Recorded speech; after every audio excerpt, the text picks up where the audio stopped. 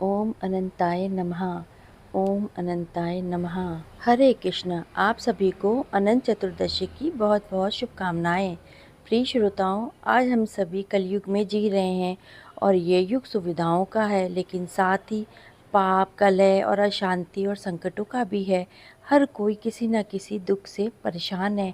कोई धन की कमी से, कोई रोग से, कोई संतान सुख से, तो कोई तो मन की शांति से परेशान है।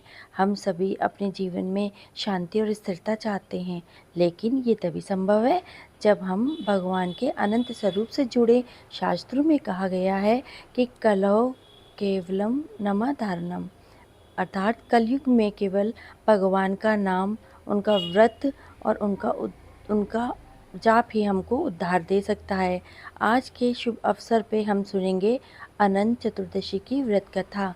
ये केवल एक कथा नहीं है, बल्कि जीवन की कठिनाइयों की मुक्ति का दिव्य उपाय है। जो भक्त इस व्रत को पूरे मन से करता है और घर में उसके अनंत सुख समृद्धि का वास होता है।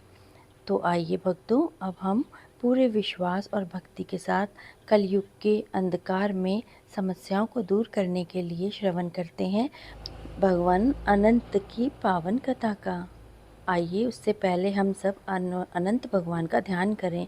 ओम नमो भगवते वासुदेवाय।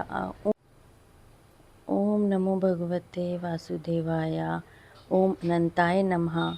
कर कमलों में शंख, चक्र, गदा और पद्म धारण करे हुए, पीताम्बर से भूषित, कांतिमान, करुणा सागर, लक्ष्मीपति, शेष नाग पे विराजित अनंत भगवान का हम सभी ध्यान करते हैं, जिनके चरणों में समस्त लोकों का वास है, जिनकी नाभि से कमल उत्पन्न हुआ और जिन पर ब्रह्मा जी स्थित हैं, जिनकी महिमा अनंत है और कृपा अपरंपार है।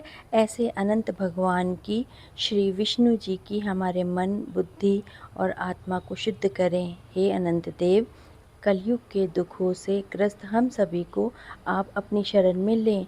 हमारे जीवन से पाप और संकट को दूर करें और हमें धर्म का ज्ञान दें। अनंत भगवान की शरण ही सच्चा उद्धार है। आइए हम सब मंत्र का जाप करें। ओम अनंताय नमः। ओम अनंताय नमः। ओम अनंताय नमः।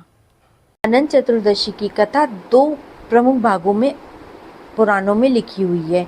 एक कथा भगवान श्री कृष्ण के द्वारा महाराज युधिष्ठिर को सुनाई गई है और दूसरी कथा एक धार्मिक ब्राह्मण कौंडिन्य और उनकी पत्नी सुशीला से संबंधित है। दोनों कथाएं भगवान विष्णु यानी कि अनंत के महत्व को दर्शाती हैं। अनंत का मतलब होता है न जिसका आदि है न जिसका अंत है, मतलब कि उनका कोई अंत ही नहीं है। इस प्रकार से युधिष्ठिर की कथा में पांडवों को उनके वनवास के बाद दुर्योधन के अपमान से बचाने के लिए श्री कृष्ण ने अनंत चतुर्दशी व्रत का विधान बताया था। और कौंडिन्य की कथा में कौंडिन्य के द्वारा अनंत धागा अग्नि में फेंकने के बाद उन पर दुर्भाग्य आ पड़ता है और तत्पश्चात ये करने से उन्हें व्रत का पालन करने से समृद्धि मिलती है। पहली कथा में एक समय महाराज युधिष्ठिर ने राजसूय यज्ञ किया था, जिसके मंडप में जल और थल की भ्रांति होती थी। एक बार दुर्योधन उसमें गिर गया और द्रौपदी ने उसका उपहास कर दिया। वो हंसने लगी। इससे क्रोधित होकर दुर्योधन ने छल से जुए में पांडवों को हरा के 12 वर्ष का वनवास दिला दिया। वनवास के दौरान युधिष्ठिर श्री कृष्ण से मिलकर अपना दुख बताने लगे और उपाय पूछते हैं।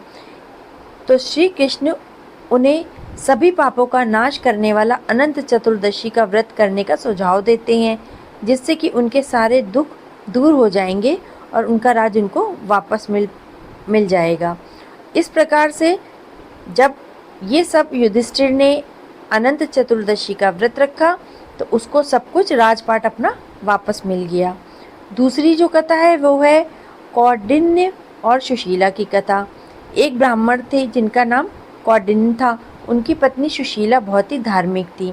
सुशीला ने अनंत चतुर्दशी का व्रत किया और अपने हाथ पे उन्होंने 14 गांठों वाला एक अनंत धागा बांध लिया।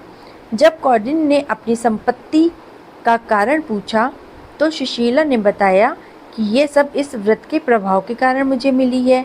इस बात से क्रोधित होकर कौंडिन्य ने अनंत धागा फाड़ के अग्नि में फेंक दिया और इससे अनंत भगवान का अपमान हो गया। इसके बाद कौंडिन्य पे दुर्भाग्य आ गया और उनकी संपत्ति नष्ट हो गई, वे गरीब हो गए। तत्पश्चात इसके बाद उन्होंने अनंत भगवान से प्रार्थना की, जिन्होंने उन्हें 14 वर्ष तक व्रत करने को कहा। अनंत व्रत का पालन करने के बाद कौंडिन्य और सुशीला ने सुखमय जीवन प्राप्त करा और मोक्ष की प्राप्ति करी। इस प्रकार से ये दो कथाएं हैं जो प्रचलित हैं, जो हमारे पुराणों में लिखी हुई हैं, वो इस प्रकार हैं। इस दिन आपको विष्णु भगवान जी की आरती भी गानी है और शिव जी की आरती भी सुननी है। उससे आपका व्रत सफल होगा और आपकी सभी मन की मुरादें पूरी होंगी। अनंत चतुर्दशी वाले दिन आपको शिव जी और विष्णु जी दोनों का आशीर्वाद भी प्राप्त होगा। तो हर हर महादेव, विष्णु भगवान की जय।